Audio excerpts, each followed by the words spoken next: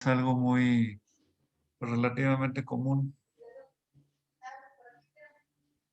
Muy bien, dale. Bueno, en la pericarditis viral, esta, pues, bueno, como usted dijo, la más frecuente, aparece en sujetos jóvenes de sexo masculino y está relacionada a infecciones por el virus de las familias Coxsackie, eco, influenza, adenovirus, mononucleosis, VIH, etc.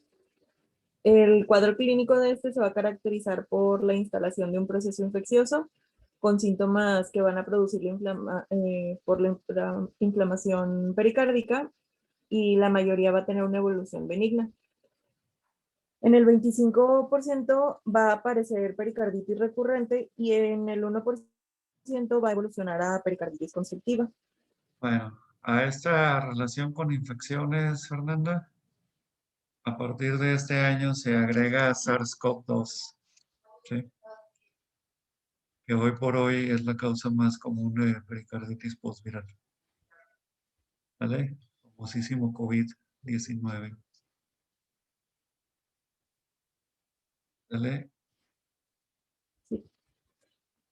Bueno, en la pericarditis postinfarto, el infarto transmural, de miocardio transmural se puede complicar a pericarditis aguda y esta pericarditis eh, generalmente va a aparecer en los primeros días de evolución del infarto del miocardio.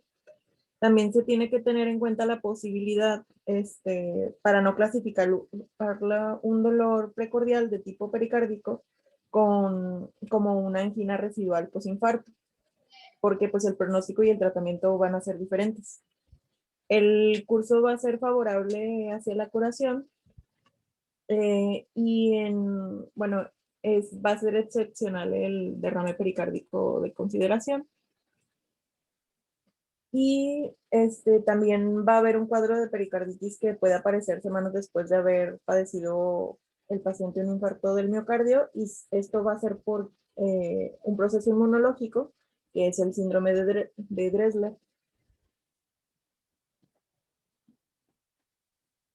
El síndrome de pospericardiotomía, en este no va a ser raro que aparezca fiebre, dolor precordial de tipo pericárdico, artralgias y frote pericárdico. Esto va a ser en pacientes que fueron sometidos a cirugía cardíaca y la aparición de estos síntomas en el periodo de 10 días a varias semanas después de una intervención quirúrgica va a sugerir el diagnóstico. También hay evidencia a favor de que este proceso tiene como un fondo inmunológico, porque pues se ha encontrado correlación entre los títulos de anticuerpos anticorazón circulantes y la presencia del síndrome. Este va a tener una evolución favorable en la mayoría de las veces y pues va a ser muy excepcional que aparezcan otras complicaciones y se agraven. En la pericarditis bacteriana, los factores predisponentes más importantes para la infección del saco pericárdico van a ser el derrame pericárdico en pericarditis urémica y la inmunosupresión condicionada por quemaduras externas, la inmunoterapia, el linfoma, la leucemia o el SIDA.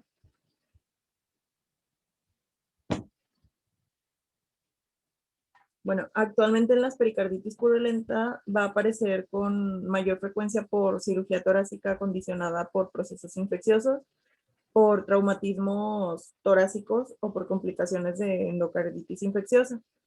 Ya puede ser, también puede ser por infección hematógena, por la extensión de abscesos de anillos valvulares, por ruptura de aneurisma, por la extensión de un absceso miocárdico o por una embolia coronaria séptica. Este va a tener una mortalidad muy alta, del 70%, y este es generalmente el padecimiento agudo de evolución fulminante en muy pocos días de duración. El dolor pericárdico va a estar ausente en la mayoría de los casos y el cuadro clínico va a estar dominado por sepsis y taponamiento cardíaco. Los signos que van a servir para el diagnóstico va a ser la leucocitosis con neutrofilia cardiomegalia radiológica, ensanchamiento mediastinal y cambios electrocardiográficos que van a ser signos que aparecen en casi todos los casos. Si en caso de que el paciente sobreviva a todo el proceso, puede tener como secuela la pericarditis constrictiva. Ok. Bueno, la pericarditis amibiana, esta va a ser una grave complicación Ya es muy rara, ¿eh?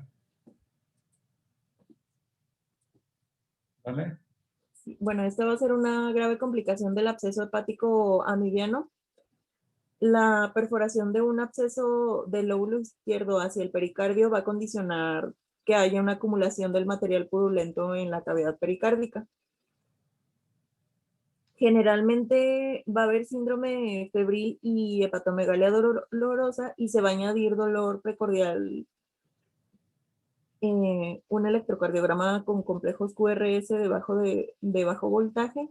Va a haber un aumento del tamaño de la silueta cardíaca en la radiografía de tórax y este va a evolucionar hacia taponamiento cardíaco. Si este no se resuelve mediante drenaje pericárdico oportuno, va a culminar con la muerte. Y pues el cuadro clínico es el de un enfermo grave. Y bueno, el tratamiento de urgencia va a ser la punción pericárdica para la rápida evacuación de la secreción purulenta. Las características macroscópicas deben de sugerir el diagnóstico, como pus achocolatado.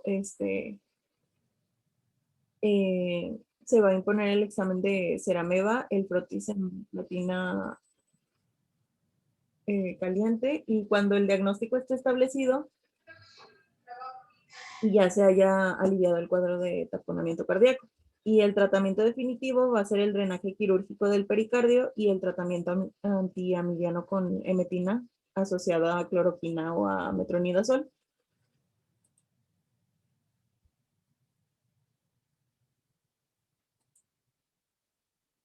En la pericarditis por enfermedades del tejido conectivo, el pericardio puede formar parte de las serosas que van a ser atacadas en las enfermedades autoinmunes y va a aparecer más comúnmente en el lupus eritematoso, de un 20 al 40% de los casos, aunque la pericarditis puede formar parte del cuadro clínico en cualquiera de estos padecimientos, especialmente en la fiebre reumática, aunque no se haya encontrado, aunque se haya encontrado artritis reumatoide en menos del 10%.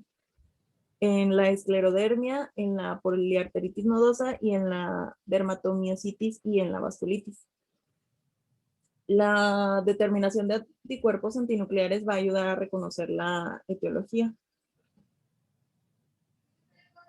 En la pericarditis urémica, este va a aparecer en el 32 a 42% de los pacientes urémicos crónicos, y en el 15% se encuentran en programas de hemodiálisis crónica y se han invocado como factores contribuyentes a la presencia de derrame pericárdico hemorrágico, infecciones de origen bacteriano o viral, a cambios bioquímicos o a la heparinización del paciente. En el taponamiento cardíaco va a aparecer en cerca del 10% de los enfermos y esta va a ser una complicación potencial de la pericarditis urémica. La pericarditis constrictiva se describe como una rara complicación de la pericarditis urémica y se sugiere que es como tratar la pericarditis urémica como con un intenso programa de hemodiálisis, y el taponamiento cardíaco se suele resolver con pericardiocentesis. En la pericarditis neoplásica, en esta el pericardio va a estar invadido del 5 al 15% de los pacientes con neoplasias malignas, y los procesos malignos que producen el 80% de las enfermedades neoplásicas del pericardio van a ser el cáncer broncogénico, el cáncer de mama, la leucemia, el linfoma de Hodgkin, el linfoma no Hodgkin. La neoplasia primaria del pericardio va a estar producida por la exposición crónica al asbesto y a fibra de vidrio. La pericarditis neoplásica se va a manifestar con derrame pericárdico hemorrágico y taponamiento cardíaco. Y pues no todo derrame pericárdico va a ser maligno. En la pericarditis por radiación va a ser el daño causado por la radiación al pericardio. Va a ser una complicación que va a ser frecuente en la terapéutica con radioterapia para linfoma de Hodgkin, cáncer de mama, y va a haber la probabilidad de pericarditis por radiación va a ser alta. La forma de presentación de esta va a ser una pericarditis aguda en los 12 meses siguientes a la radioterapia. Y en el 20% de los casos puede aparecer pericarditis. Bueno, sí, puede aparecer pericarditis constrictiva que va a requerir una pericardiectomía. El diagnóstico diferencial va a ser mediante análisis de líquido pericárdico y pues se tiene que identificar el proceso maligno y este va a ser en el 85% de los casos. El tratamiento pues va a ser el efecto antiinflamatorio de los corticoides en la forma aguda y la pericardiectomía para la forma crónica.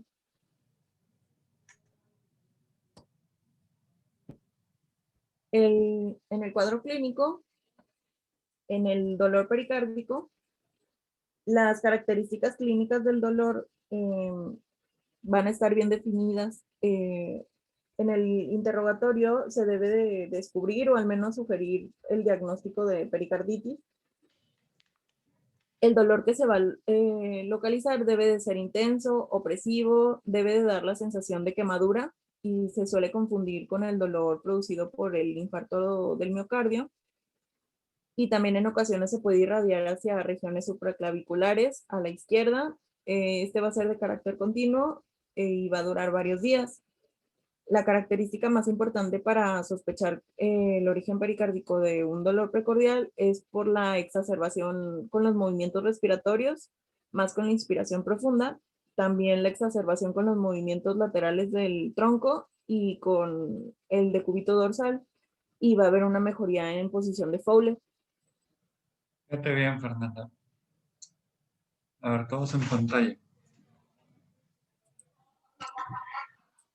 El dolor que te da de pericardio es muy importante aprender a diferenciarlo muy bien porque el diagnóstico diferencial es un infarto.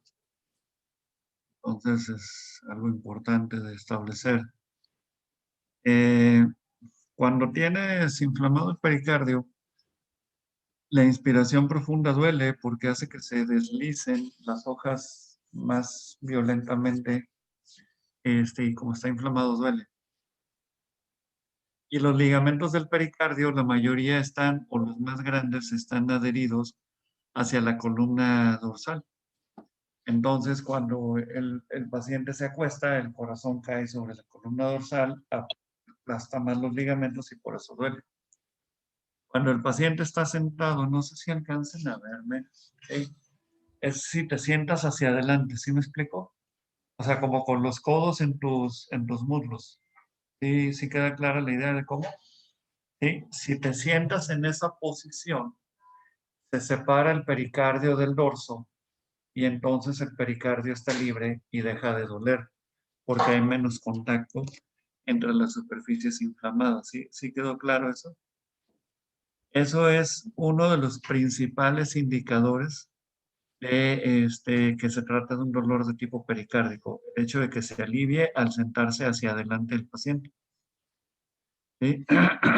Hay situaciones que no están sujetas a la voluntad, como son los estornudos y la tos. Y la tos y el estornudo producen una inspiración profunda y luego una expulsión violenta del aire, ¿no?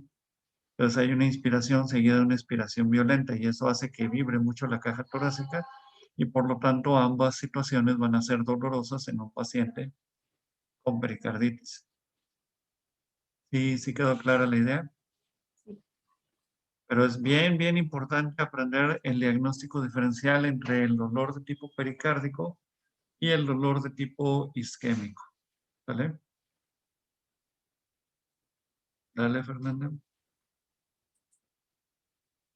Bueno, el frote pericárdico, su presencia va a ser un signo patognomónico de pericarditis, aunque no se va a escuchar en todos los pacientes con inflamación pericárdica, solamente se va a escuchar en alguna etapa durante la evolución. Va a ser en el borde parasternal izquierdo. En la mayoría va a ser un fenómeno sistolodiastólico, aun cuando puede ser solo sistólico, y en ocasiones solo se va a auscultar en la inspiración profunda o moderada, y pues va a ser conveniente buscarlo en diferentes posiciones del tronco. Ok. Frote pericárdico, pues como su nombre lo dice, es un frote, ¿verdad? ¿Sí conocen el papel celofán? Sí. ¿Sí? Sí. Arruguen 2 hojas de papel celofán y luego froten la una contra la otra y así es como se escucharía el frote pericárdico. Es bastante ruidoso cuando está en una etapa aguda, ¿sí? Pero podemos tener, a ver si saben lo que es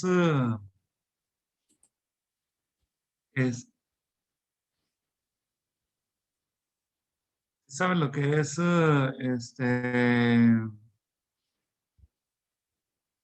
predictor positivo y predictor negativo? Yo no. ¿No? Bueno, un predictor positivo es lo que si lo tienes, pues es positiva la enfermedad. Y un predictor negativo es que si no lo tienes, no tienes la enfermedad. ¿Quedó claro? Es de estadística. Bueno, ahí va. Tener pericarditis no obliga a que escuches frote pericárdico. ¿Sí me explico? Sí. Pero si tienes frote pericárdico, seguro tienes pericarditis. ¿Ya me entendieron? Sí. Entonces, tener frote pericárdico es un factor predisponente positivo para pericarditis.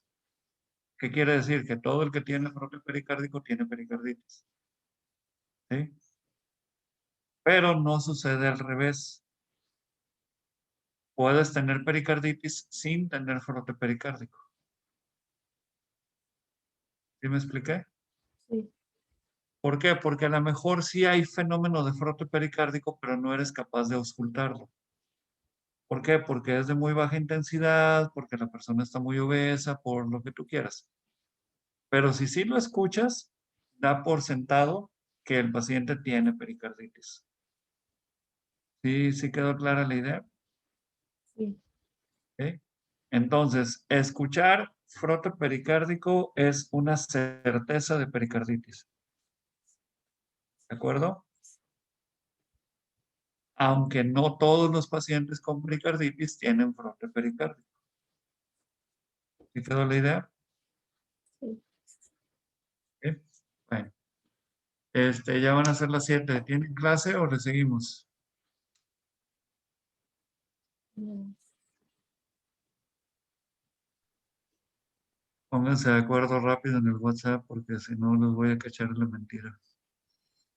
¿Si tienen clase o no? La verdad no, pero mañana tenemos examen de neuro. Eh, Siento cierto temor en ustedes. Lo hay, lo hay. Eh, no está justificado. La neuro es muy sencilla.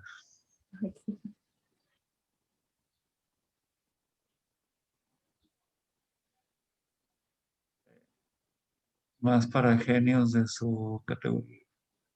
Este, bueno, entonces nos vemos pues mañana temprano. Sí. Se cuidan. ¿Cuántas te faltan, Fernanda? Muchas. Muchas es un número que me puedo imaginar Es catastrófico. más de 50. aproximadamente.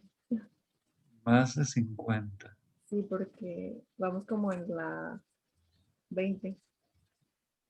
Santo Claus. Bueno, sale pues. Nos vemos mañana pues, chicos. Esta mañana. Esta mañana. Nos vemos, Doc. Bye, se cuidan. Igual, Doc.